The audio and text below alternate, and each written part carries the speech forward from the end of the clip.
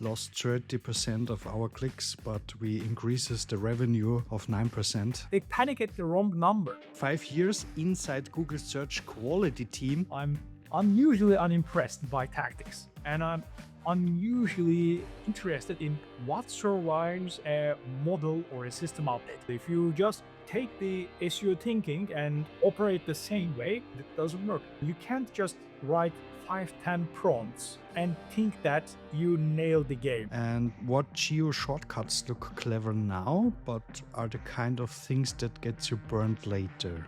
So here I'm gonna disappoint you a little bit, and I'll tell you why. Don't leave footprints. This has not changed in the last 15 years.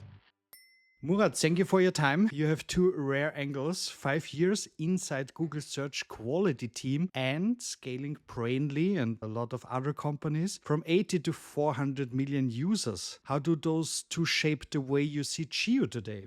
Yeah, that's a great question. So they go back in time. Like I used to work at Google between 2010 and 15, and Brain was between 2017 to 2021, somewhere around like that. So that was a while ago, but those two gave me two different things. So my time at Google taught me how systems are being gamed. Okay. Google gave me the systems view, how the ranking systems get manipulated and how people build them respond.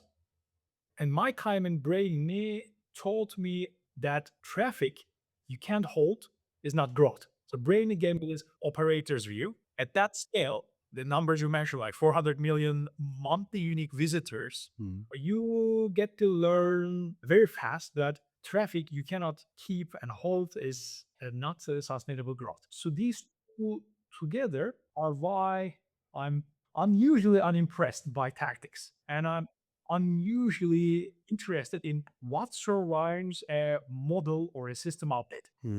Old Google and LLMs get updates pretty regularly throughout the year. So many times we see these like systematic updates that are being announced, and most of us also understand that some unannounced updates as well. So therefore, I see this, what you call GEO, I like saying AI search, it is the same problem, which is wearing a new interface. So I believe AI search is fundamentally almost works the same way as Google operates, like how we have approach to search engine optimization. But you need to take it as a new channel. If you don't see it as a new channel, if you just take the SEO thinking and operate the same way, that's where you try to game the system, and it doesn't work. You got to be just curious, and you need to stay curious about AI. You need to have a great judgment, and you can build these things in years. You don't just build them overnight by watching this video or reading a few articles, but you need to really embrace these changes and I guess like leverage AI on everything, because it's not cheating anymore. When AI is here, people really created this conduct like, oh, you answer with AI, it's like cheating. But no, if you're not using AI, you're losing. So You will lose, yeah. you got to use it everywhere. So very interesting. Before we go to the tactics, how is AI search changing the way companies will grow? Yeah, AI search is, I believe, not replacing this organic demand. So it's rather splitting it. The demand is still there. Users are still trying to reach some information. They want to accomplish certain tasks. They all have problems to be solved. But AI search is resegmenting this user demand. That's why earlier I say it's a different channel. You can't take it as a search, like an organic search channel, but it's like another channel, even though you get to see the same interface, you get AI overviews, AI mold, and then the search is up. It's a different channel. So that's why I think what's happening, how the business are getting impacted is like the information in the middle is being absorbed. So the areas become much more valuable because it's harder to attribute. If you look at, like in GA4, you might not be able to see that one of your MQLs or sales qualified leads is coming to AI channels. You might not see it unless you ask them for it. Like unless you use such a solution like HubSpot and you ask them, how did you hear about us? They will tell you it was AI search, but you won't immediately see that it's harder to attribute. But that's what makes it challenging and nice. So I help more than 10 companies raise to Series D with organic search as part of the story. So this still holds. What has changed is what cons is evidence for it. So basically, search is still there. It's, organic traffic is super critical, but you need to take this AI channel as a new one to also optimize for. And most teams are still reporting on what is being, lost. What is disappearing? Hmm. The traffic is going down and all this. They panic at the wrong number. What's disappearing is what you shouldn't even let what book. It wasn't really even helpful before. You need to focus on where you are converting these users, where you are engaging with them on meaningful levels, not by providing them some informational stuff Hmm. top of the funnel. That traffic was transitional traffic. That traffic was nothing. People were just coming to your website and leaving, and now they don't even come to your website. So you didn't lose anything. It's like this 30% drop. It's not even important. You gotta focus on the real numbers. What the businesses are getting impacted by not fixing their scorecards. They need to understand how their brands are being mentioned. What's the sentiment behind their brands by these AI tools, like all these LLMs responses? I think the main impact. They need to look into the right set of metrics. They need to first, before jumping into tactics, before creating a strategy, they need to be auditing and understanding where their brand stay in their responses. Hmm. Yeah, yesterday we had a meeting with a customer and we lost 30% of our clicks, but we increases the revenue of 9%. And yeah, that is something that you mentioned now. That is a fact that we all see and we need new things to measure. We maybe have a question for that too. But before, what do you think? What works at the moment at Geo? And I don't mean tricks or something like that. I mean a framework or a tactic that you think that is sustainable. Yeah, like I don't believe in the tactics naming, but the companies, what I see, the companies that are winning in AI search have a few attributes. So they are legible, they are corroborated, and they have a view that's worth citing. So basically, there are three things, and all of them are boring.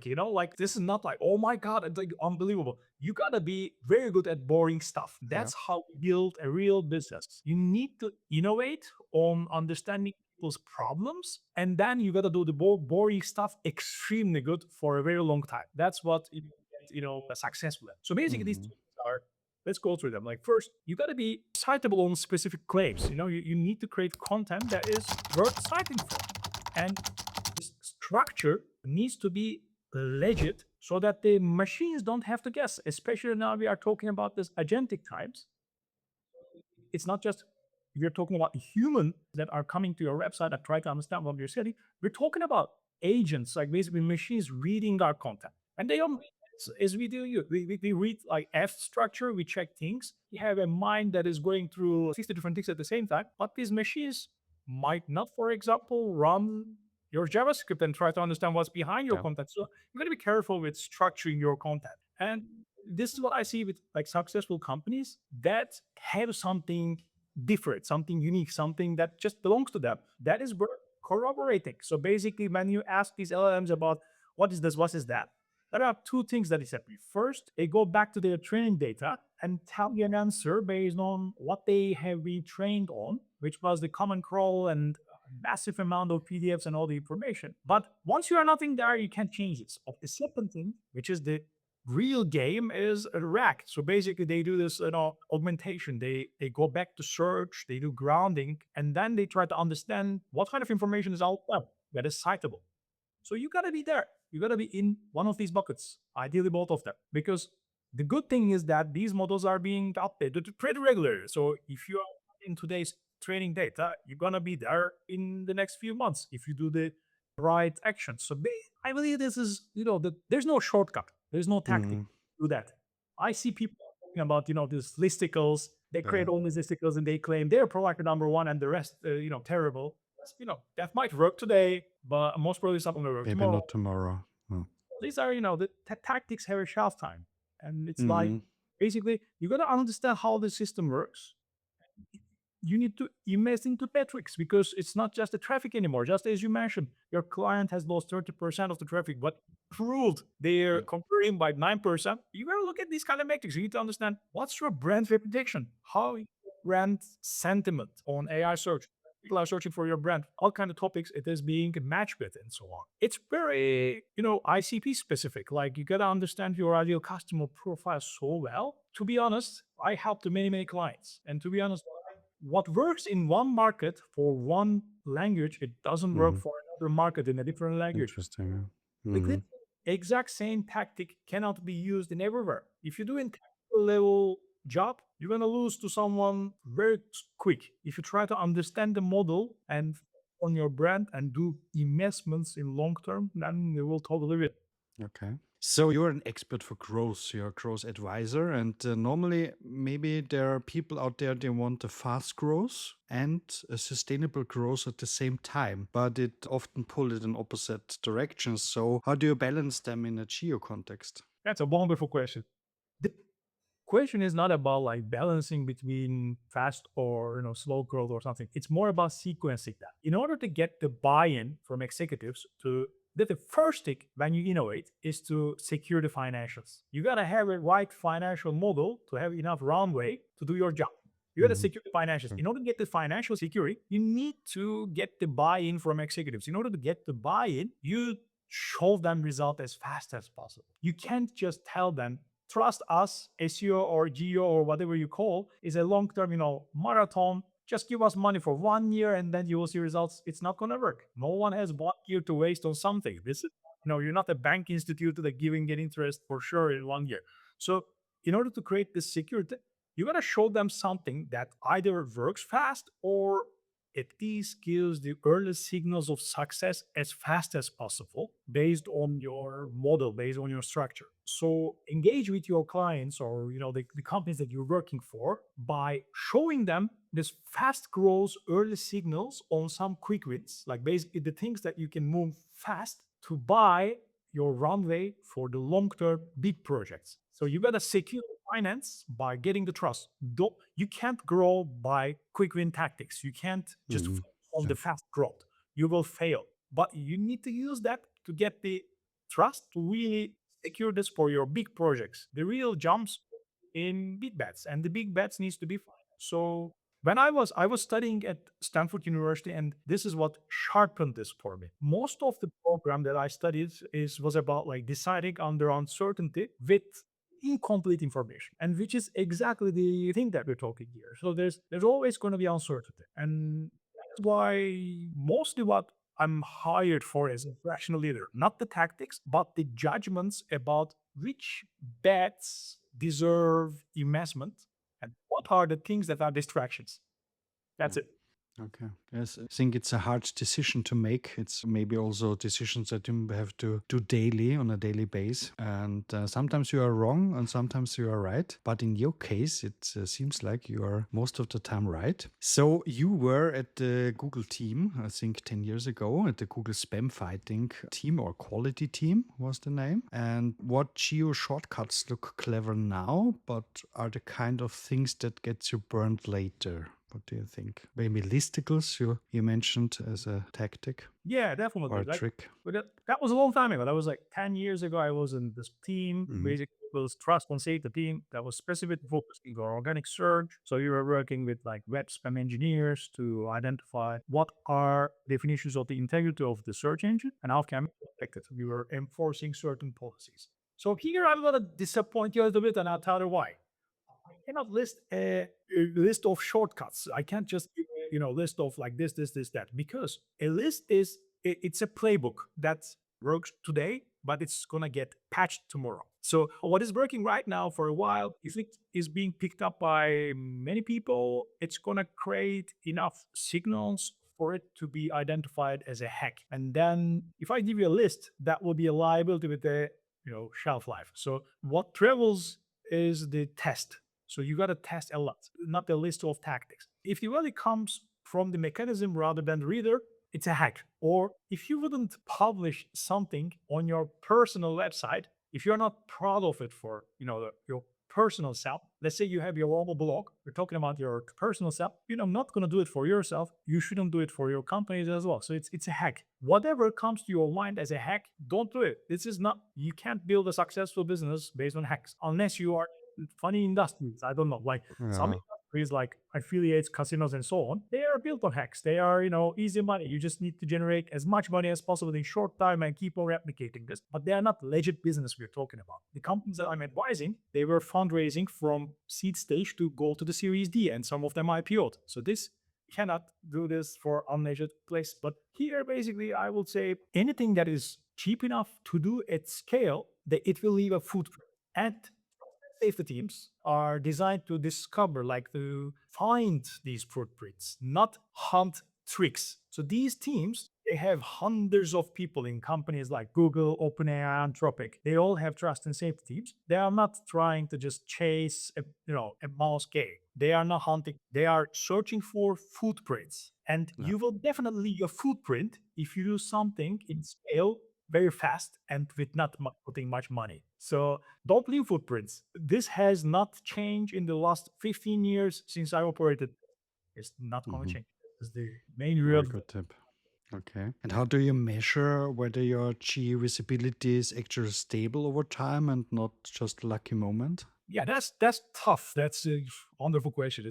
It's tough because the thing is, we have been rank tracking to understand if we are doing the right things. We've been looking at traffic, we've been looking at impressions, CTR, and all these things for I don't know, as long as I know myself. Last 20 years, that was how we were explaining the success of what we do. What is the return of investment of SEO? Was basically looking at rank tracking, traffic impressions, CTR, and so on, and basically tying them all to conversions. Well, this was all doable because search was deterministic. So basically, almost everyone was getting the same result based on their location, time, and language preferences. So that's why if you repeat it enough, you were easily getting a list that was reliable, that was like 90% reliable. So you can actually make decision based on that. And now with LLMs, they are by design stochastic. So they are not deterministic, they are probabilistic. I don't get the same answer if I put the exact same prompt, almost same time, different machines from the same IP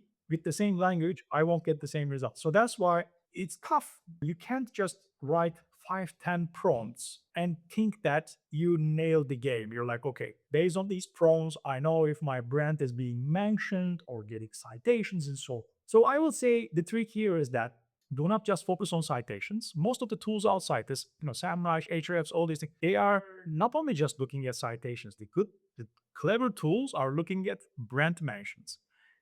Fix how your brand is being mentioned. Maybe your brand has multiple names. Maybe you have a brand that has different features that are critical with this brand name. Maybe you need to track them as well. So you need to just not look into citations because citations are important, obviously. But not a lot of people are clicking to that. So you can't play the citation game, evade a lot of traffic. These are two different channels. This is not a traffic game. This is a thing that, think of it like this. We have a conversation right now. Let's say we don't know each other. And after this conversation, you're like, maybe, should I hire Murat? I don't know. I liked it. You just check my name online. And I'm not going to get, traffic to my website, but you will understand a lot about me by looking at what, LLMs is responding or what kind of information you see online about me. So this decision is not going to be attributed to clicks, but the decision is going to change based on what you see. So basically, to understand how your brand reputation is out there and what's the sentiment. So that's why, in order to understand, you need to track prompts, but in a meaningful way, repeating enough. We need to collect this prompt information many, many, many times, not just one, and then you can understand what is, just a lucky moment or what is really working out there. So by looking at the trend, same prompts that are segmented very well, transactional, informational, branded, non-branded, and what's the notion behind them? Is it a why question or is it a how question or is it a what question? So you gotta segment it very well. There are many tools. It's not a blue ocean anymore. Profound, PKI, Maxio. There's a lot of tools. RankScale from Vienna. Yeah. Exactly. So Yeah. you gotta invest into that and track the prompts in a meaningful way and know that this is not rank tracking. You're not rank tracking a URL anymore. You are trying to understand how your brand is. I think that will be my way. So, without spoiling your talk at the SERP Conf in Rome about sustainable growth, what is the one idea you want to get the people or you want to not leave the people in this interview? Yeah, I love SERP. First time I was there was in Vienna. That was a wonderful audience, and I met with like really bright minds. And then the connections I made there, I've also was invited to other events as a speaker and as a attendee. It's wonderful community. So come to the event, not just to like listen things and just go home, but come to that to engage with people, these bright minds. Everyone is really excited. There are so many people in these events that are really excited about their topics, like you. Like they are Yeah. not just doing their job, but they do extra things.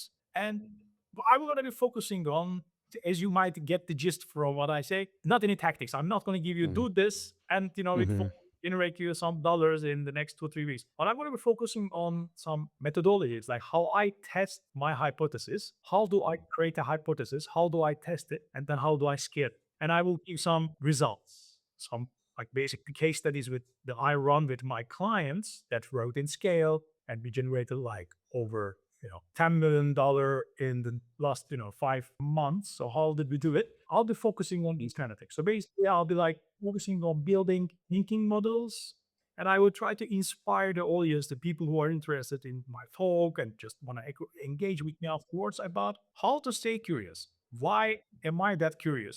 Not because I was born curious. I'm like, what do I do? Like, what are the things that I do to stay curious, stay on top of this? Where do I get my information? And what kind of methodologies I use in order to exercise critical analytical thinking instead of jumping in results because I have a gut feeling. Gut feeling is important in your personal life, and gut feeling can give you a very good answer for the problems that you have seen many, many times. But the gut feeling will give you the wrong input to make not a amazing decision if you operate on that. So you got to build tests. You need to create this hypothesis and do it fast. So I'll be talking about how I do these things. Cool. Very nice. Thank you, Murat, for your time. So don't miss Murat's talk in Rome this time. There will be also an event, SERPConf in Vienna, but Murat will be in Rome. And thank you for watching. And we've included the discount code in the video description, so don't miss it. Thank you, Murat, for your time, and see you soon. Thank you, Sebastian. Thanks for having me and spending time with me, preparing these questions and enabling this conversation. That was wonderful. Thank you. Bye bye.